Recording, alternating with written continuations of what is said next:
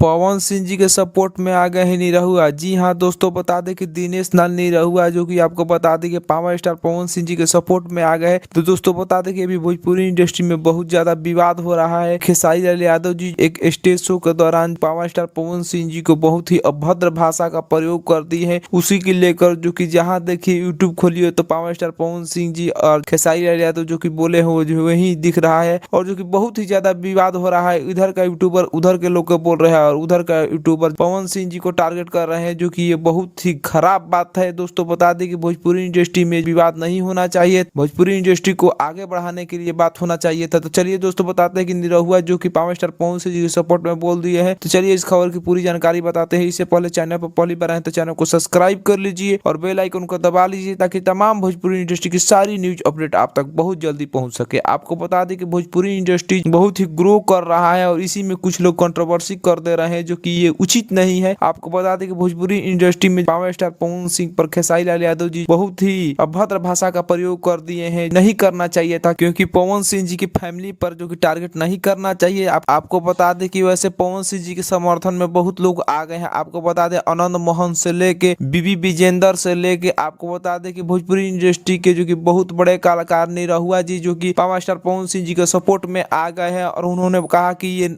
उचित नहीं है, भाषा पर मर्यादित रहना चाहिए और भोजपुरी इंडस्ट्री के लिए शर्म की बात है कि आपस में लड़ रहे हैं लोग। दोस्तों बता दें कि उन्होंने खेसारी को टारगेट करते हुए बोला कि कुछ लोग जानबूझकर ये कर रहे हैं, और जो कि जानबूझकर कंट्रोवर्सी कर रहे हैं भोजपुरी इंडस्ट्री में, इसलिए कि भोजपुरी इंडस्ट्री के कुछ लोग नाम बढ़ाना चाहते हैं, तो कुछ लोग जानबूझकर कंट्रोवर्सी करके अपना व्यू बटोरना चाहते हैं। तो दोस्तों आपको क्या लगता है, इसमें क्या सच्चाई है जो कि निरहुआ जी जो बोले सच है या नहीं? आप कमेंट बॉक्स में राय दीजिए।